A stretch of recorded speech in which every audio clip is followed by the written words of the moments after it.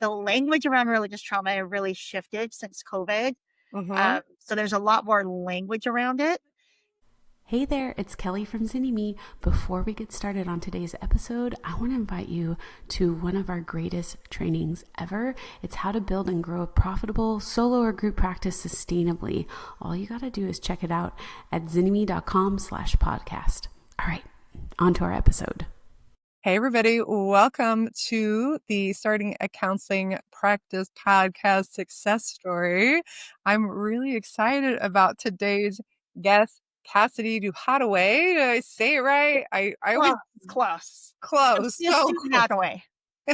There we go. Perfect. Um, that is going to be sharing their success story and how they got to the point of writing a book. How many of you Right? listening want to be an author or have a little story bubbling inside of you? We're going to be diving into like how that actually happened to a real therapist in real life and what that was like, and hopefully you get some good insights about all the things that to do and not to do, all the pieces. So, Cassidy, do you want to share, your full name said properly, which I've known you for years, so it's I know. hilarious just because I don't say the last name out loud, and your website address and like Mhm. where you're located. Yep. So I'm Cassidy Duhadaway, and I'm in Utah. And I'm actually up in the mountains in Utah. So up above Salt Lake, but like in Heber City, near Park City area. And my website, so my practice is purpleskycounseling.com. And then my website is CassidyDuhadaway.com. So, Fantastic. And both of those will be linked in the show notes for anybody to go and find them. So, first question I always like to ask people in a minute or less, why did you decide to become a therapist? I was working at a school and I was teaching seniors how to do Algebra 1. And I learned that I wasn't teaching them math, I was teaching them that they could do math. Mm, So I went back to school to become a therapist to help more people learn how to do what they could do I love that. Like you were process versus content from the very beginning. from the very beginning. Yeah. And then from the point that you knew you wanted to be a therapist, in like a minute or less, how long did it take for you to actually get to the point of being a therapist? Well, I decided to be a therapist the day that applications were due at my local school. So I applied that year. I got in. I went to school that fall, and then 2 years in school, and then I was a therapist. So I went back to school in 2007, and I graduated in 2009. Fantastic. And Yeah. licensure right then, or it took a minute, or? I got my CSW, and then I think it took me like 2.5 years to get all my hours in. Yeah. So you're just like, Yeah. I know this is it. It was here, no real hiccups, just down the path. Well, I mean, I went to school as a social worker, so I definitely wanted to be a social justice, rule the world kind of Mm. human, and didn't Hmm. really learn how to be a therapist in school. I mean, I took group therapy class, Yeah. but then when I got out, it was like, no, it's like it just kept moving me towards therapy. So, Yeah. yeah. It is interesting. And I know that every social work program is different, but Mhm. there's definitely a lot of people that don't realize fully what their particular program, how much clinical there is versus case management versus a social justice. And I think this is same thing for whether you're a PsyD or a PhD or a Mhm. master's level. There's a lot of different avenues down this path, and it can be a little hard to navigate. So for those of you listening, follow your intuition, but also if you're paying a lot of money for a program, Yeah. maybe don't, because you're probably going to learn most of it after you graduate anyways. That. I think that's actually very true. Like, I mean, I've been supervising for over 10 years now. So, and a lot of times it's like, yeah, you've learned all the rules. Now let Hmm. me teach you how to actually do the work because they're Mm, different things. yeah. Yeah. Okay. So now let's get into the juicy stuff. Okay. From the point you were licensed until the point you started to write the book, what needed to happen to like, what was that path Oh, from here to the point where you're like, I'm ready to sit down and start writing. I know it's time. I mean, when you ask that question, like, the answer really is just, like, everything just kept moving forward. Like, I kept just taking each step of my career to kind of the next level, Mhm. right? And I got really comfortable being a therapist, and then I became a trauma therapist, and then I had to do my own trauma work, Mhm. um, and then I moved into private practice, which is when I met you, Mhm. and then I just kind of kept building it. I'm in Utah, so as a trauma therapist, one of the things that I fell into was religious trauma. So as I Mhm. became a trauma therapist and then an EMDR trainer, I just worked with adult women in Utah. And so there was all of this religious trauma that was happening. Yeah. Um, and then COVID happens, and then there was a huge kind of like influx of awareness around religious trauma in Utah. Um, and so I kind of deep dove into that, right? I deep dove way into like getting Mm. certified in religious trauma, taking all the trainings I could, above and beyond just my trauma trainings, right? I've been Yeah. doing that since 2015. Um, and then the more I've done that, the more I just am kind of like, I have this story in my head. Like nobody talks about trauma like I do, and Mm. nobody is talking about religious trauma the way a woman would or the way I would, Mm. um, especially in the LDS religion, right? So I kept saying to my mom for like the last 5 or 6 years, "Mom, we should write a book together." And she's like, "Nah, I'm not really interested. You should write a book." I'm like, "But mom, we should write a book together." She's like, "Well, maybe someday." And I was like, "Okay." And then I finally just was ready to jump Yeah. and ready to say the things. And I had a publishing company reach out to me. And so I took the leap. So Okay. So let's talk there's a lot about of pieces there. yeah, there's so many angles that I Uh-huh. love, but I really want to dive into and this might be a strange question, but like what do you think it was about asking your mom to like co-author with you? Where do you think that like came from? Oh, you want to get into like the therapy, the emotional side of this, huh? I mean, there's the logistics, but I think the emotional side that probably kept you waiting for her to do it. Like maybe It you weren't did. waiting So there until was a you're couple ready, but pieces. Um, so one of the biggest reasons that I have been able to write the book the way I wrote it, where it doesn't like I can talk about religious trauma regardless of your faith system yeah. and regardless of your belief, and that's because of my mom, right? Mm, Mhm. And I think that was always important to me, was to have mm, both sides of the story written. So, mm. yep. That balanced viewpoint. You're like, Well, and her "What?" story is my story, right? Yeah, Yeah. it's Like all we have connected. different parts to it, but they're very similar. Yeah. So, what do you feel like was you're like, "And then I was ready to write." Like, was there like a moment, right? Where it went from this, "Oh, I'm gonna," was there something that happened in your private practice where you felt like you were freed up enough to do it?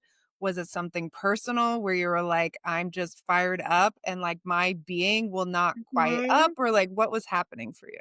I think a couple of things happened. So I fell into a really amazing group of business owners and group practice leaders that are very creative, and they're they're all pushing themselves out of the box, and so that really helped Mm, me to kind of like keep expanding. mhm. And while I did that, I built my leadership team and created a place at my office where I can step back and have the time and space to do these things, which is a lot of work to do. Yeah. Um, and so those two things happened, and then I mean, um, I'm also adult diagnosed ADHD, right? Also in that whole COVID era range. And so learning how to unmask and learning how to really kind of like build creating into my world, was probably the other thing that was a really big piece of it, because it gave me the space to kind of imagine what that could be. Yeah. Yeah. I think that's so like I think that's a place that like enough people don't talk about regarding the writing a book. I think Mhm. sometimes there's this like fantasy that it happens for most people and writing 20 minutes a day or Nope. on a retreat or any of those kinds of things. But like for me, it was like weeks and months and like a long time and a lot of Work. it is work, and Yeah. it's a lot of like context shifting. And there are points within the process where you're like, I can't look at this chapter or this paragraph like one more time. Or, And like, you get back especially, into it, and all of a sudden, you're, like, rewriting the whole chapter the same way again. You're like, "Wait a second, what just happened?" yeah. Yeah. And like for my ADHD or my trauma brain that really likes novelty, right? In some ways, where it's sort of like I get bored at a certain point. And so Uh-huh. that like ability to like keep the process going like over time and like what kind of support that I needed to to do that. It was definitely like quite the learning experience. I think it was a huge learning experience, and definitely some things I would do differently next time for sure. Mhm. Um, and the other thing about it, though, was, like, I already had the book in my head. Like, I've been doing this training, and I've been doing this conversation, and I've been doing this work for Yeah. so long. Like, I have this book Yeah. spoken out loud Yeah. without some of my more personal stories in it, right? Yeah. Um And so it was learning how to take it from my speaking, my training kind of voice into Mhm. emotions and story and like all Mm. of those places. All the Yeah. pieces is a Yeah. lot. It is a Okay. lot. So let's go back for a second. And you did say something really important, which was also like I got connected with like support and I really set up my leadership team. Yes. Right? That's What what were some of the most important things? Like, what does that really mean, like, technically, right? So, like, people say that, like, I set up my leadership team, or Uriah is fantastic, was like, I created a leadership team in AI to take care of all the things for me. yeah, Like, but I still have to manage that. yeah, like, Yeah. what does a leadership team really mean that allows you to, like, actually have the time and space that you needed to write the book? Yeah, absolutely. So I have a pretty medium-sized group practice right now. I have just about 40 therapists that work for me at a few different locations. And what that took over time was, first of all, finding out how to get myself help first, right? So outsource all the things that I don't like or don't want to do, or like my brain's like, I'm never touching that again. So it Mhm. was first figuring out how to like you work with a VA, work with an assistant in my office, outside of my office, working with people with projects, but like there. And then as I expanded, because I've been expanding for a while now, every time I expanded, it was like, okay, I need somebody to move in and hold these spaces. And so Yeah. it was a lot of like working together, but finding the right people that like see my vision and want to be in this kind of world with me and create what we're creating together, but Yeah. also love what they do, right? So Yeah. it's finding the right people, developing them, supporting them, like becoming a good manager, which we don't talk about in therapy world either. Yeah. And learning what my job as a visionary is versus their job is like talking to the therapist and like managing these things. And then as I did that, it was learning how to like, as my teams grew, it's really about reorganizing what my role is in that leadership team, Mhm. right? Which is also has come with its own shift in this last 2 years. Because my shift is now more of supporting my leadership team, and their job is to support the therapists. Mhm. And so it's a very interesting kind of change. Yeah. Like, Yeah. from the point of, you start a practice and you know every single person in your practice to I expand to a group practice, I know every single person that's working for me and I know them deeply Yeah. to, oh, there are 40 clinicians and some of these people I may not have ever met. Like, Yep, I don't I do may any of not my meet. internship hiring. I meet them like, I just met a new intern yesterday that I've never met. Yeah. I have, like, 2 therapists up in my Farmington office right now that I haven't met yet. Like, I've seen them virtually in different things, Yeah. but not in person, and it's a big change. Yeah. Yeah. It's a big change and it's part of the change that has to happen for you to be able to, like, move into this different Yes. role, this visionary role, Yes. right? Like, Yes. I think that's the other thing, like, that I just wanna highlight, that space of people are like, I'm doing my practice, and I'm gonna, like, add in a course, or I'm gonna expand to a group, and I'm gonna do all these things, and I'm not gonna change anything." but it when takes you so go much to time, yeah, there's only right? so All much those extra time. income streams take so much work. Yes. Yeah. Yeah. Let's talk about that in terms of as you were adding in this other thing, Mhm. this book, right? Tell me about how if you Mhm. feel whatever, about how you conceptualize this book. Is it a marketing? Is it an income stream directly? Is it an income stream Mhm. because of how maybe it leads to speaking? Like, where do you see it in your business or even just in your own leadership development? Like, what is its purpose? Yeah, so, this book is probably the least income stream oriented thing I've done recently in the last couple of years, right? But it is definitely more of like to me, it feels like a launching pad into like the next level of my career. It allows me to just speak to a piece and start to put a voice in my story in somewhere that doesn't have a voice yet that I've seen in this way. Yeah. But also it feels like it's like that next step to like those other things. Yeah. Yeah. Yeah. It's probably what it is for me. Yeah. It's almost like a different version of getting a PhD or a PsyD, Oh, like in a almost. weird sort of way, Or it's right? like I just couldn't stop thinking about it. I had to get it out of my head at some point. Yeah. Yeah. Where you're Yeah. like, I know that like this PsyD or this PhD or this It's education gonna at get me some point there. is gonna Uh-huh. do a thing or this research project is gonna do a Right? thing. But like right here directly, you're not like, oh, I'm making, you know, $50 a day for my book sales, and that's coming directly into my pocket, right? Yep. Yep. Oh, okay. So now let's get back to some like more Okay. logistical things of you know that this isn't you're not navigating this towards being like a huge income stream or what have you. Tell me how you decided to progress. Obviously, people have the option to pitch their books now, to self-publish, to ghostwrite, to do every piece, to hire an editor, to hire a coach.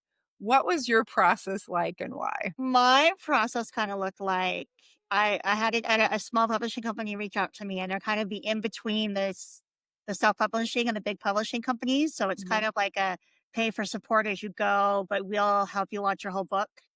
Um, and it was on my list. Yes? Question. Yeah, okay, so when you say they reached out to you, Uh what huh. does that mean? Oh, Meaning they saw your blog and reached out, they knew through a oh friend, no, like I have a very small social media following on Instagram, and uh-huh. they heard my voice and saw my voice on Instagram and reached out to me through there. So I've Um, also hustled in the social media world and played that game. yeah, And that's where they heard me. That's where they saw me. okay. Yeah. And then that's where then they pitched and said, "Hey, we for some you pay us, and we're gonna support you in this process." Yep. And it was like I think it was like 250 a month for a Mhm. year, and they gave me yeah, it was fantastic. They Yeah. supported me through the whole process. Like I had coaching, I had resources. I kept asking for deadlines because I need deadlines, and they refused to give me deadlines. So I had to like outsource that somehow. Woo! So that kind of kept me in like the like I can't write yet because like I don't. It's too big of a project, and there's Mhm. no imminent threat yet. So I had to figure that piece out. That was probably a big hurdle for me to jump. But It's kind of an interesting one, like, which is a funny aside, which is they're like, "Well, if we don't give you deadlines, then you'll just re-up for another year." Like yeah, well, and goodness. they had their own deadline, right? Because they Mhm. put me in their thing. But I'm like, no, I need hard dates. They're like, oh, you have a range of months. And I'm like, no, no, no, no. I need a date and a time. They're like, no, most of our authors don't need that. And I'm like, okay, I'm gonna have to figure this out with my assistants. Yeah. And I had to like create it, which is not my skill set internally. Mm. So, which I also pushed all the deadlines back once I did that, which is also fine Which and is how I fine, work. but it gives you something to push against. You're like, Mhm. "I need something to push Uh-huh. against." Like, Yeah, this I is need something to important. stress about, so I have to like think about it. So I do all the other projects before I do that project. Mhm. Okay. So, you hire the book coaching people, you outsource for someone to, like, you know, keep you in line in terms of Yep. some time things and to kind of bump against or what have you, and you start the writing process. Was there Yep. anything surprising to you about the writing process that you were unprepared Yes. for? I couldn't write until I said my big story out loud. Like, there Mm. was nothing else I could write Mhm. till that got out of me, and that took months. 'Cause I'm like, "Oh, yeah, I know my story, like, I can write it, blah, blah, blah," but I never sat down to write it. And so I went on a retreat with 2 of my friends, Katie K. May and Jamie Roberts, who are also authors. Yeah. Um, and I went on a retreat with them, and then I could write, but I couldn't write it first. I had to speak it to write it. So Yeah. I would, like, went for a walk in the neighborhood to just write my story, and then I could come back and write. And that's when it launched it to, like, the next level of writing. After that story came out, I could write all the rest of it just came. Mm. Yeah. That is beautiful. I think Yeah. that's the other part too is like we're not it seems sad that like we're, you know, po- graduate educated humans and that somewhere in that whole process no one was like, "Hey, here's you should learn how you learn and like figure this process out." Like Yeah, whether no. you're a verbal processor or kinesthetic and you need your Yep. little things to move around on the page or whatever you need, no one teaches us how like how we learn. And so Yeah, we're or how we trying to do like big projects. yeah. Yeah. Yeah, that's No, I huge. agree with that. Oh my gosh. Okay. So you get the actual bulk of the writing done, right? Yeah, well, I started the story, Yeah. and I got probably, like, 3 chapters done that time with them, and then the next few months, it was just hyper focus. It was, like, all I could think about. It was, like, I would start writing at 3 o'clock in the afternoon, I'm like, "Honey, I'm not coming home today, like, the kids are good, right? Like, Mm. I'm going." And so it just turned into, like, this, like, random writing for a weekend or a Thursday night, but just constantly for, like, 3 or 4 months. Wow. Yeah. How did that impact you, your relationships as you were in that process? Oh, wow. My kids missed me a lot, and they would Mm. tell me all the time because, missing is one of those fun feelings. Yeah. Um, but my husband, was really supportive Yeah. and really able to kinda step up. I mean, by the time I got through that few months, though, he was exhausted and was like, "No, like, your turn to take back on some things. Like, I've been doing more than my share for a minute, like, you gotta, like, Yeah. come back around." Yeah. And so I did that too. Mhm. Um, and then I mean, work was still good, like, what I've developed here is amazing, so it just Yeah. flows. It was those other pieces that I had to figure out. But then, like, my friendships, like, I just disappeared from friends for a few months, right? Because 'Cause I'm like, Mm. no, I'm like, I'm here, like, I have to write." Like, I would go over to my friend's house who I usually go over to, like, every weekend, and I would just leave, like, I gotta go, Jess, like, I got to go write." And she's like, "Okay, I'll bring the kids out back in a couple hours." And so, like, my people really supported me, Yeah. but my brain couldn't think about anything else. Yeah. Yeah.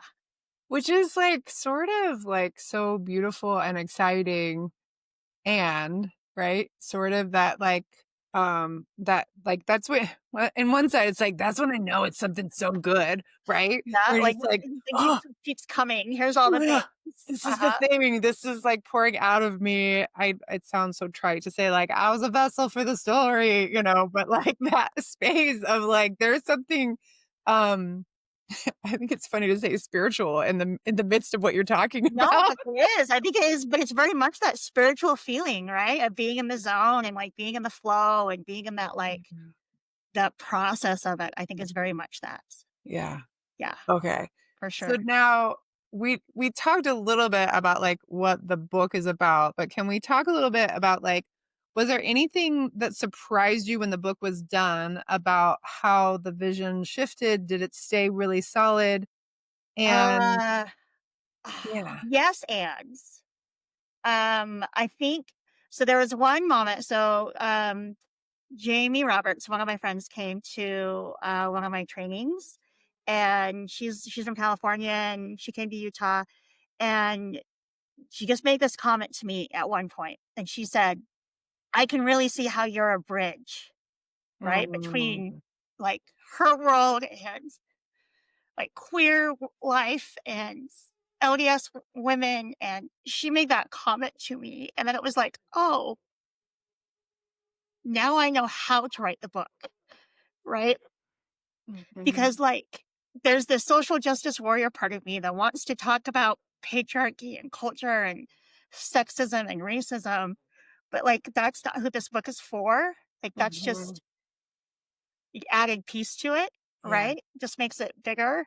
But Yeah. this is just for women in high demand religions, in Yeah. the LDS culture, and that's who this book is for. And Yeah. she helped me just go back to my roots a little bit, just that one comment. Yeah. And then it was like, okay, that helped me settle the book because I was always struggling with who to write for. Yeah. Like I knew, but I never it never settled. Yeah. So that's helped me move the book back to this place Yeah. where it really is just for women. And Uh, I know obviously most of the people are listening to it on the podcast. As you were saying all of that, like a lot of tears came to the surface. yeah, Can we talk about like a little bit about that? Like what were emotions during this process for you? Like I uh, basically what I really want to ask, and I don't know the right way to ask it, but like to me, as I hear you talking, I see tears as a guidepost. It's like a really big, like, oh yes, like yep. that space of like what is the yes, like that your tears are a like a big, deep, intuitive, like knowing. And Oh, I love that.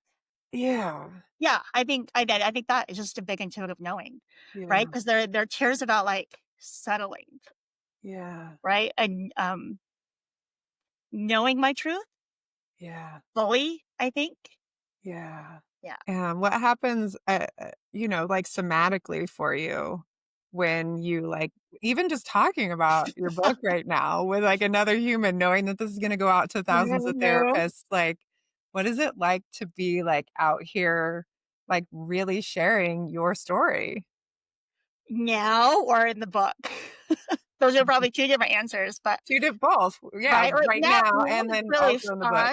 fun. Right now it's also like, yes, vulnerable, but also just real. Like it just feels authentic and real. Yeah. Like those pieces that you've heard the tears in today, the emotion are still the pieces that Yeah. have the emotion. And they're not, it's not like I'm crying because I'm sad. They're just these big, incredible feelings that just fill my whole body. Yeah.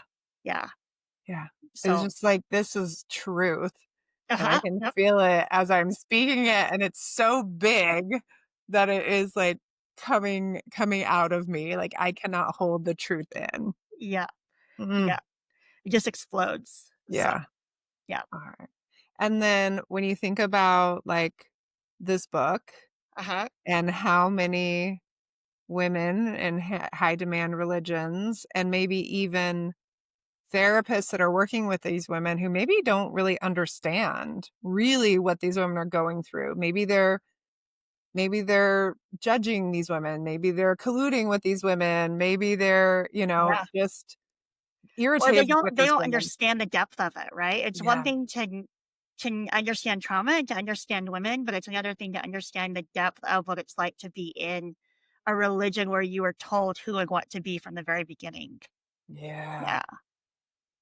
yeah. And that space of and they won't find their own inner knowing, and they seem to just want to, like, blame me or blame other people, and they don't wanna take any personal responsibility. What does that look like? Well, they don't have any some not all, but, like, there's a lot of people, they haven't had any chance to develop that sense of self, Right. and that's a Yeah. Or big the sense of trusting themselves or knowing themselves or even knowing what their wants or their needs are, yeah, or knowing that they can have needs yeah, beyond others' responsibilities.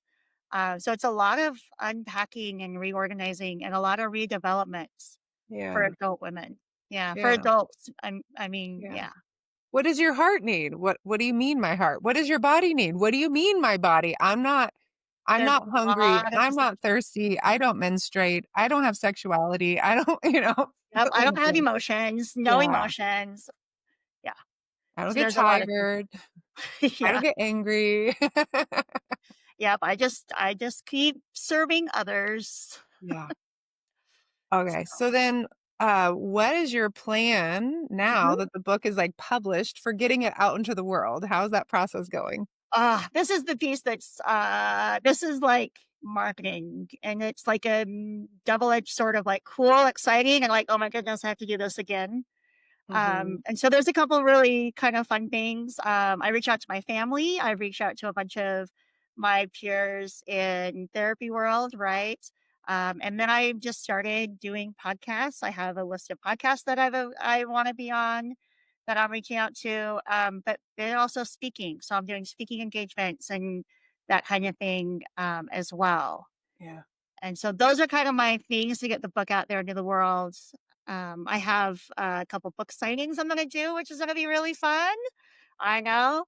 I had an impromptu one at my EMDR training a couple weeks ago, and it was so fun.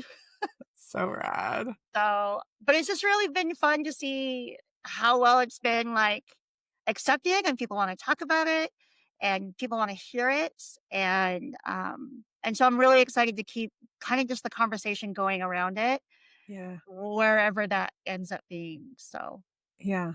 yeah. So is published by, you said, a small publisher or Uh-huh. what have you in that process. Is this like a order online? Is it in bookstores? Like what's the process for it? Yeah, it's on Amazon and Barnes and Noble. You can order it there. And then I know a couple of our local bookstores have it because my friends called and said, you got to put this on the shelf so Cassidy can come in. I know, isn't that so sweet? That's awesome. And so for sure you can order online, and I have a Kindle version and a paperback version, and I have to figure out how to get it into an audio version because, Mm, lots of my friends only do audiobooks. Go yeah. figure. So that's kind of next step is to figure that piece out. Yeah. Yeah. Well, pop into business school and I got give me some ideas, friends. yes. So I mean, if we have a little bit of time, if you don't mind. Um, but I would say it's really interesting now in the space of AI in terms of doing audiobooks. Like, do we, you can put your voice into something and then have it kind of spit out your version of it. Right? Kelly and I have played with those just out of curiosity. And it's so interesting because it does sound like us, but then it like sort of It's just doesn't. weird enough. Yeah, it's just like enough to be like, oh, that kind of sounds like me, but that's not how I would read that part and inflection.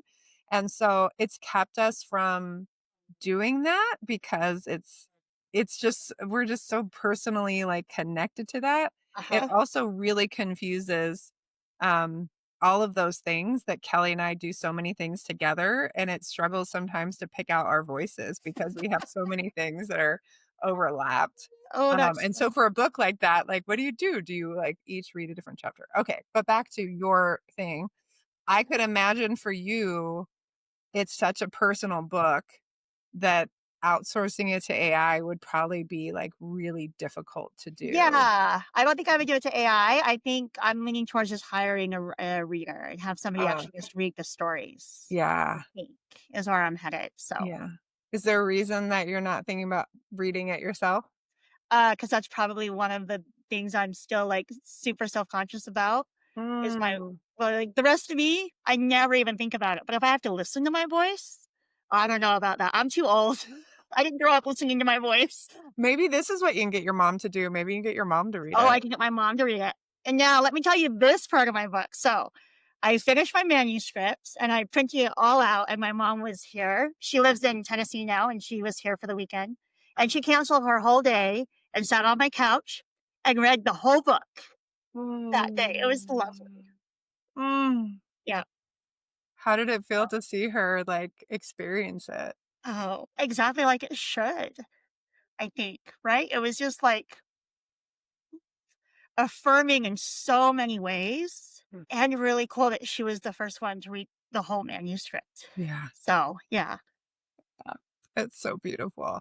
yeah. So the audio version, the other thing, I don't know if a lot of your friends, but a lot of my friends use the where you can put any kind of an e-reader version in and then choose your voice and then somebody can do that. So that is an option that you could I'll look at e-reader. I'll have to look y- at that. yeah, like you can put in the pop and then that person can choose their favorite kind of AI voice and what that looks like. Uh-huh. So they And can then pick. yeah, they can be like, "Speak slower, speak faster. I want an Australian accent," because, like, why not? Like, if you get to choose, like, What's your favorite accent? Like, have some fun. You want a more feminine or masculine voice or what have you. So there's some really interesting things there to play with.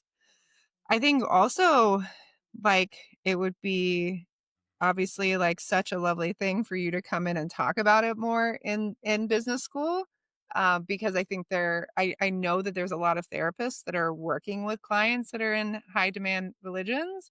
So, like, I There's would actually love a couple people from one of my partners from TAP. Was it TAP? yeah, And then somebody else that I was in during business boot camp, like our accountability group or something, yeah, have both ordered my book and have reached out and been like, "Thank you." Like it's been really cool. yeah. So I should show up and throw it out there. Yeah, talk about it more, even sometimes, like, asking the questions Yeah, like in how the do I thing do of saying this? like, "Hey, I'm Mhm. trying to figure this out." It gives you, like, a really soft way to, like, market your book, like, "Hey, I'm Mhm. looking for podcasts to be on to talk about this thing. Are there particular people that you guys can introduce me to?" I'm not sure if you reached out to Beth at Clearly Clinical, Beth Arias I yet? haven't reached out to I Beth. can introduce Yeah, you, so, like, I would love that. let's conversate on all the people that I can introduce you to in terms of podcast, pieces there. And then also I'm curious, have you done any of the SEO research in terms of, like, what people are searching for in these topics where you might want to be showing up as a trainer and as a Interesting. Yeah, author? so the SEO, the I have done some of the SEO research and like the pieces where I'm really landing is just in the overwhelmed woman anxiety space. Mhm, Getting into the religious trauma. So like the language around religious trauma really shifted since COVID. mhm, So there's a lot more language around it. And particularly in Utah, what I'm finding is getting into kind of more of the community groups that yeah, people have created after leaving the religion, or mm, the groups of people that are more progressive in the religion where they are still trying to figure out how to have their voice and stay within their faith system. yeah, Those communities have been more open and receptive to me as well. yeah, I do need to do more research on getting into the SEO of what people are looking at that deeper level. yeah, Um, because I don't know, like besides like how do I want to say this? I'm one of the go-to religious trauma people in Utah, but there's like quite a few of us. And yeah, so it really depends on if I want to market to therapists or to people, because they're two very different markets. And the book yeah, is written to both.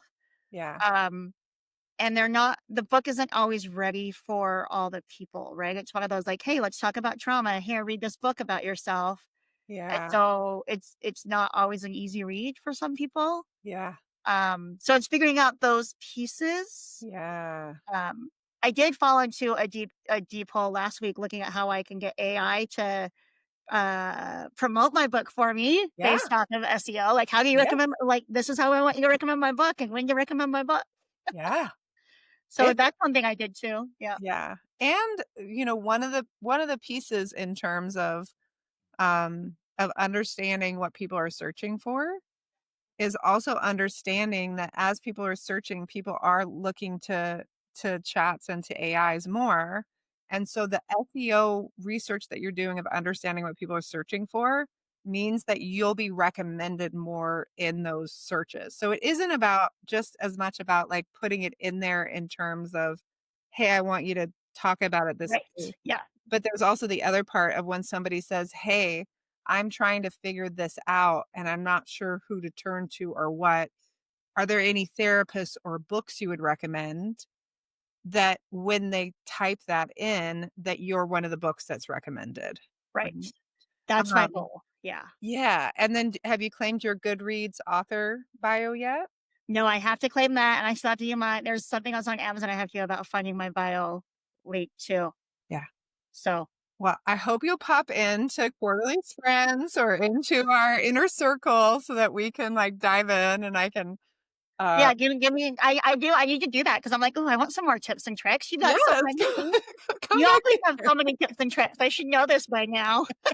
You're like, "Wait a minute, I forgot." That is one of the funniest things about, like, long-standing business schoolers as they move to other things, and they're like, Oh, no, this was for private practice, and they go over here. Oh, no, I did not. No, I went into private practice and I disappeared for a couple years and I came back when I went into group practice. I'm like, oh, yep, I need this, this, and this. And so now I'll be back because I wrote a book. It'll be great. Exactly. Come on back. We'll have you. Yeah. Oh my gosh. So, All right. So in yes. the last little bit, can you, since this is mostly for therapists, Uh-huh. I want you to like have a little practice at like pitching your book to these therapists that are listening as to like, hey, if you're this kind of therapist, this is why you might want to read this book. Sure. Before You you want my decide if like, you want to refer it to your client. So, yeah. and then Yeah. say the So, name and let's see it on the screen. Like, yes, so be here it is. nerdy It's called about it. Becoming Me, Unraveling and Healing the Sacred Wounds of Religious Trauma in Women. It is specifically written in the LDS language, so the Church of Jesus Christ of Latter-day Saints, the Mormon language. Um, and it's written in very specifically because I have not heard this story in that language yet. I've heard it in evangelicalism, I've heard it in Catholicism, I've heard it in Judaism. But there needed to be a voice within this religious faith as well. Mhm. So, the reason you should read my book, Becoming Me, is because it is a it is a beautiful way to walk through the understanding of what it's like to carry the roles given to women in high demand religions or even just religions that are very role oriented that keep women in the spaces where they're only allowed to be who they were told they were allowed to be. So it helps you understand how all of our child development stages are built through love, worth, belonging, and safety, are built through the lens of religion and spirituality, and how that lives in our bodies and our hearts and our minds today, but also eternally in the next life as well. So Mm. this book will walk you through that whole story. And then it has a whole section on some ideas of where to start and what to do, and how to kind of start this kind of unraveling and healing. And then it has a chapter for specifically for therapists. I've been teaching therapists how to work with religious trauma for since before COVID, so over 6 years now. And there's a lot of things that we have to learn ourselves around religion, and most of us don't understand our relationship to religion outside of our faith in religion. Mm. And so that's a really important piece of learning how to do this work and hold Mm. those stories without my faith getting in their way, Yeah. regardless of what my faith is in. Yeah. So, yeah. I love that. I love the idea too that like it sounds like it's set up in such a way that let's say I'm a therapist who is unraveling some of this stuff for myself and unraveling my own religious trauma, Mhm. that I could read this and go, "Oh, this is really helpful." And then give this book to my therapist and say, "I'd love for you to read this chapter." Like, well, like I love you, but like Or I when don't you know think this, like, me. this is what I'm talking about when I'm talking about this thing. Yeah, like, this is really important to me, or Yeah. even like, I love the idea of this as a book club, as have you ever done that as a book club, like a CE book club kind of training? No, I wanna know more about that. That sounds amazing. There's so many Right? things yeah, Tell like, we me have to talk ideas. about I this, love but this. I think this could be, like, a really cool little dynamic, Yeah, um, I kinda love that. to, like, pull that into, uh So, I've had both of those experiences happen already, and it's been beautiful. oh, One of my actually 3 of my peers, 2 peers and 1 consultee, EMDR consultee, um, texted me, "My client brought your book into session, and it's highlighted. The whole thing is highlighted." I'm like, "What?" And I'm like, "I don't know how to what to say to that," right? it's And then I've had other beautiful. friends who are like, "I've already referred it to 3 of my people." Yeah. Like one of the people that oh, Jamie Merrick, wrote a book. Mhm. Anyway, she's one of my people. She texted me, she DM'd me and was like, I'm halfway through your book. This is amazing." And I was like, she's like, "And I've already referred it to 3 of my friends." And I'm like, "Oh," like that's just so it's happening on both sides and it's really cool to see because Yeah. it really is that in between stuff. Yeah. that people don't know how to say out loud. It's about the stuff that people don't know how to say out loud, Yeah. right? And it's important stuff. And I think there's the oh, gosh, I could go on and on about this, but like this has been something that's been talked about for years is that inside of like some of the research around therapists and around religion, there has been in some cases where like 90% of therapists surveyed reported themselves as atheists, while Mhm. like over 60% of people going to therapy said their religion They're or their religious. spirituality was very important to them. So Yep. you have this like weird disconnect of Yep. people that are trying to like understand their spirituality, whatever that might look like. Like it may be like, they're talking to the trees as their spirituality, or it may be a high demand religion. And for us as therapists to say, well, I'm culturally competent and I'll read all the books about your race, But but I don't understand your religion. we're not talking about the Yeah. spirituality. We're not talking about religion. That's not a part of this. I don't want to ask the question. Or on the flip side, we only do it through religion, right? Yeah. So, like, Yeah. it goes both ways, right? Yeah. So, like, and both of them have their pros and cons, Yeah. right? But if I am in a really strict faith and I'm doing a faith practice, amazing. But what happens when my client is ready to push against my faith boundaries, right? That's the Yeah. issue. Yeah. Same thing if you're an atheist or if you're you don't want to talk about spirituality or religion, Yeah. right? What happens when your client says, I need to talk about this? Yes. And you don't, and it's pushing against your boundaries. And then where it gets really messy is when you're with the people that are in between. When you Yeah. have people that are in deconstruction or in some form of deconstruction or reconstruction, and Yeah. as therapists, because we get way instead of like, you just there's so many things that happen when you're in that space Mhm. yourself. Yeah. That if you don't understand your relationship to religion, it's really hard to do that without harming or potentially harming your clients. Well, and I think that like ultimately it also is a space where the more unraveled and less seated we are as humans, as therapists, the messier things can get. And Yeah. I think especially it's not just about like, okay, I'm deconstructing or I'm feeling a little unraveled religiously. It's I'm burnt out in my work. I'm overworking. My boundaries are all trash.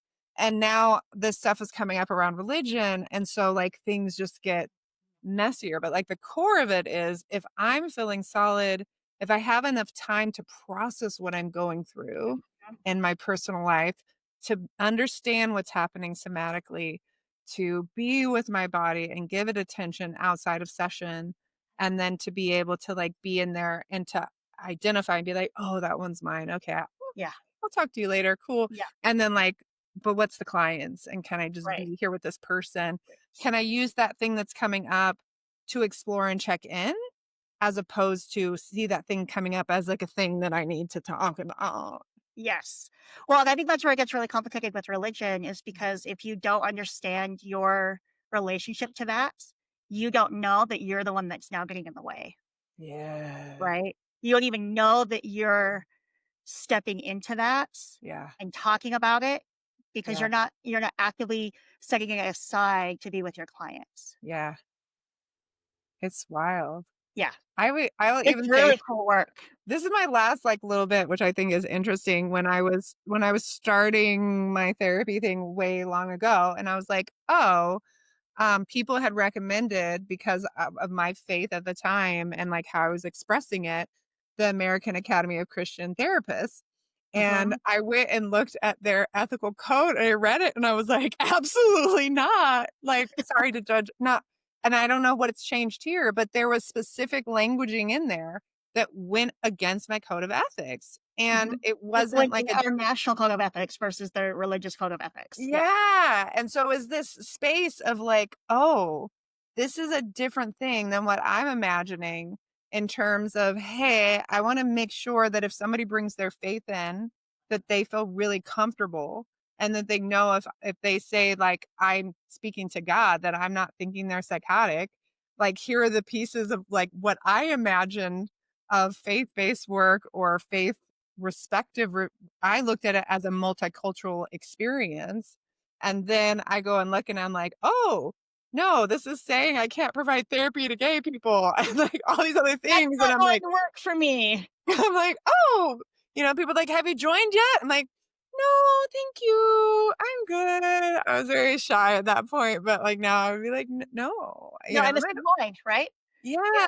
it's this interesting space. So maybe we'll have a lot of unsubscribes from the podcast with me saying that. But I do think it's really important that we separate these things.